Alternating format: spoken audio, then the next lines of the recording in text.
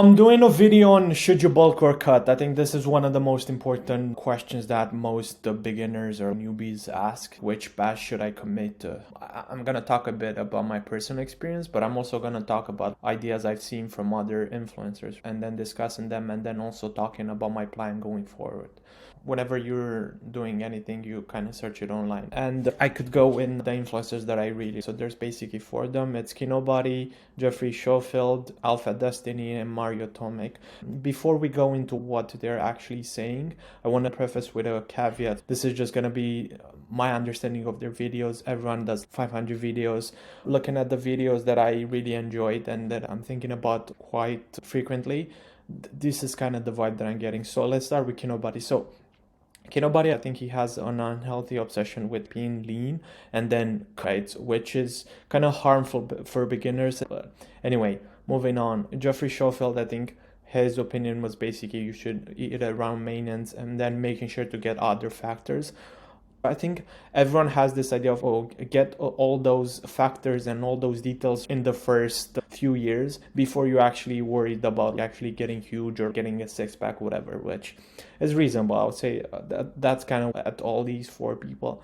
They are kind of reasonable in their assumption that you have to get the details to actually get results, which I'll talk about my experience with that. But Mario Tomic has this idea of, you should lean bulk, which is kind of the same thing as Jeffrey Schofield. So for him, it wasn't really strict maintenance. It was whatever, eat whatever, but be around maintenance, maybe a bit more, maybe a bit less. I think Mario Tomic also pretty much nailed it, which is, lean bulk and then growing a bit in weight, but getting all those details right. And then we have Alpha Destiny, which has an interesting opinion. If you look here, getting to 10 and 12% might be easy, but if there's no muscle there, then you're gonna have to do more bulks, and you kind of have to embrace the bulks if you want to look good in the 20 and to 12 body fat percentage, which is again reasonable. The caveat was that this is just my opinion and whatever I'm understanding from their content. It's not a perfect one-to-one comparison. In my experience, the first 2 years were rough. I would say rough for sure. It was just cutting and binging and then making no progress. I couldn't bench one plate, which was embarrassing looking at it now. What the problem was, my progress was slow because I wanted the six-pack abs, and I tried cutting to that six-pack abs, but whenever I would cut, there were always some fat, and that fat couldn't just come off that easily, and there's always the bit covering, which was, I would say, really, really rough because it's the carrot and the steak. You're being always so close to the carrot, but never actually getting it, which is rough. I missed a lot of details, which is something that all these influencers actually talked about, like getting all these eating, nutrition, sleeping, and all that stuff. That plus cutting just killed my strength progression and muscle potential. One of the things that I really liked, I was consistent. I would be there, but I wouldn't get the results, like piss me off. So I was like, okay, what can I do? And I realized that my dream of six-pack abs was unattainable, which kind of killed my ego, I would say, but that made me realize I need to build more muscle, which was hard to get at first. It's whenever you're skinny fat, you're afraid of gaining weight because, of course, you don't want to just get fat. That's one of the misconceptions. But as you're building more muscle, you're gonna look a bit fatter, but it's also looking better. It's a bit weird how to describe it, but you'll see it. Do not be afraid of actually getting more weight while getting all those details right. That was kind of my personal takeaway and my experience from wasting all that. To actually end the debate for now, it's basically some Twitter wisdom.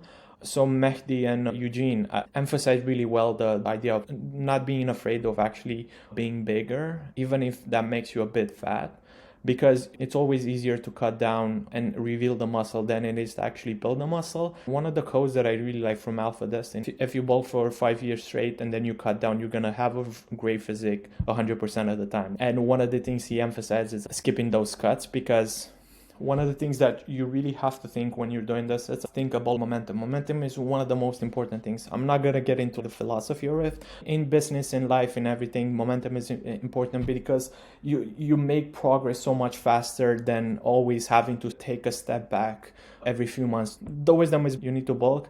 If you're extra fat, that's not the case. You need to actually get into a decent range, but don't obsess in cutting too much. It should be 1 to 3 months maximum. Not like me, I did it like 3 years, which is really dumb.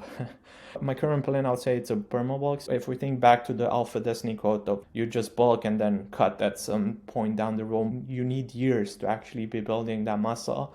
I think that's one of the things that I realized, that okay, the muscle is not just gonna grow out of thin air. I need to actually build it by eating and getting all those details, and which is something that I'm doing now, and maybe I'll do a video on getting the details right. For now, just the plan is perma-bulking. Perma-bulking means I'm just gonna bulk, but it's gonna be a lean bulk, so it's not gonna be too much fat gain. I would say 1 kilogram per month, which is 2 pounds.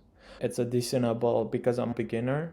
I can get more weight gain than other people mention because I'm still in the early stages of my lifting career.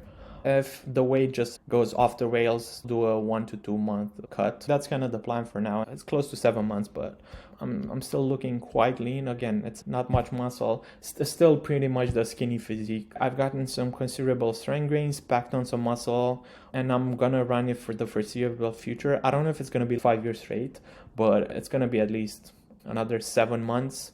Maybe close to 2 years doing it. What I like is that I'm feeling great, not hungry, which is hard to deal when you're cutting, especially when you're a beginner and cutting and having to deal with all of that. Whenever you're working on something and it's taking longer, but you're seeing progress either through strength gains or just body weight gains, that is a good sign because you're doing something. If you can, with good form, do some movements heavier than before, that's a good sign, and it means that you're growing. I started at 72.85 kg and I'm close to 80 now. So it's been close to 1 kilogram per month, which is 2 pounds.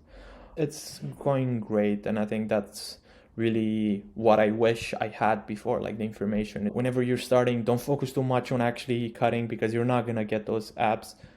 It's not gonna happen, just trust me. And try not to do my mistake. Do 1 to max 3 months cutting and then just getting into a lean bulk. Getting the details right is really important. I'm definitely gonna make a video on that. Thank you so much for watching, and hopefully stay tuned for more videos from me.